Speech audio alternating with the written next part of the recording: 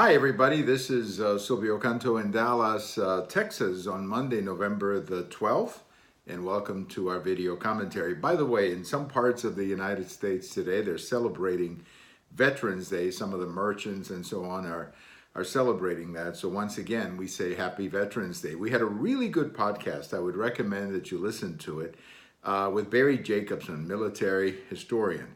Had a great podcast about the history of Veterans Day, and especially the connection to World War I. So you can find it in the archives, whether it's my blog or Twitter or my Facebook page. You can see it there, and I would really recommend that you listen to it. Barry is always sensational when it comes to military history. Well, it's a little chilly here in North Texas.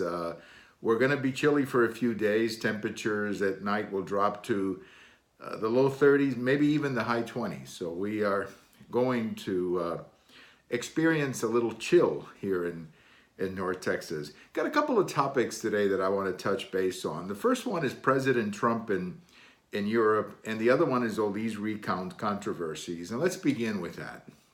They're counting votes in Arizona.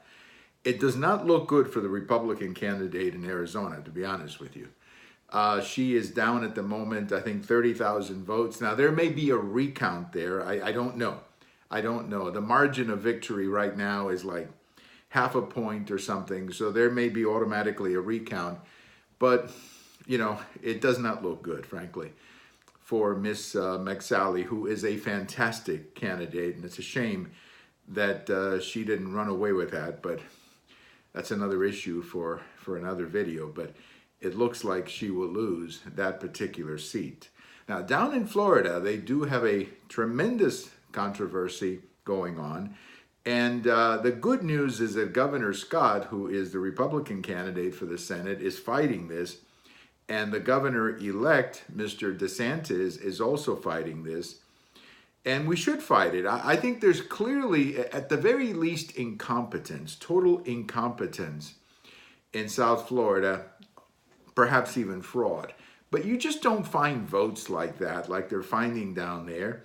And then there's even a discussion of letting non-citizens vote, which is, of course, ridiculous. We don't have that. No country allows that. I mean, the only people allowed to vote are citizens. I don't care what country you're in.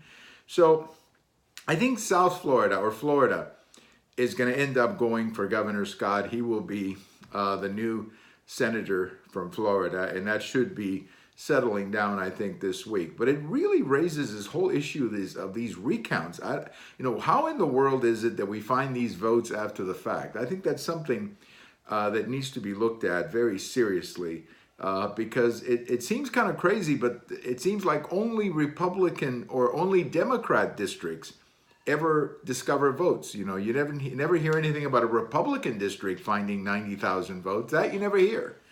But somehow it always seems to happen in that county. We had problems in that county, as you recall, back in November 2000 in the Al Gore versus George Bush election of 2000. So I'm confident that Florida will settle for the Republicans, but I'm very sad about Arizona. She is a wonderful candidate in Arizona, and it appears that she's going to lose that particular election. Overall, what it means is that the Republicans will end up with 2 or 3 more seats in the Senate, either 53 or 54. Not a bad night, but it's a shame about Arizona. Now let's talk a little bit about President Trump in Paris. I don't really understand why the president of France made the statement that he made about building a European army to protect Europe, even from the United States. Are you kidding me, President Macron?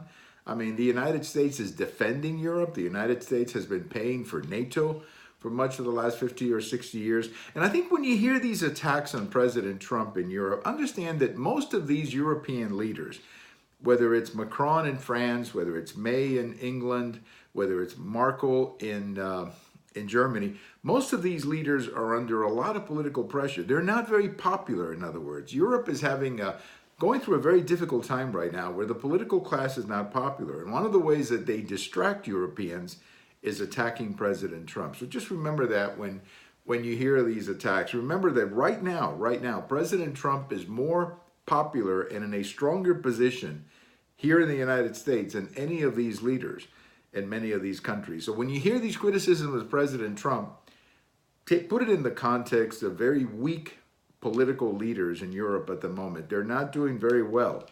Most of these leaders politically. Macron is the best example. He was the darling of the international media a couple of years ago, and now he's struggling politically a great deal in Europe. Well, thank you for watching. We have all of these on Twitter, on blog, as well as YouTube. I remind you again of that show that we did with Barry Jacobson. We have that on Twitter and my blog, as well as my Facebook page. And if November the 12th is your birthday, happy birthday. Bye-bye, everybody.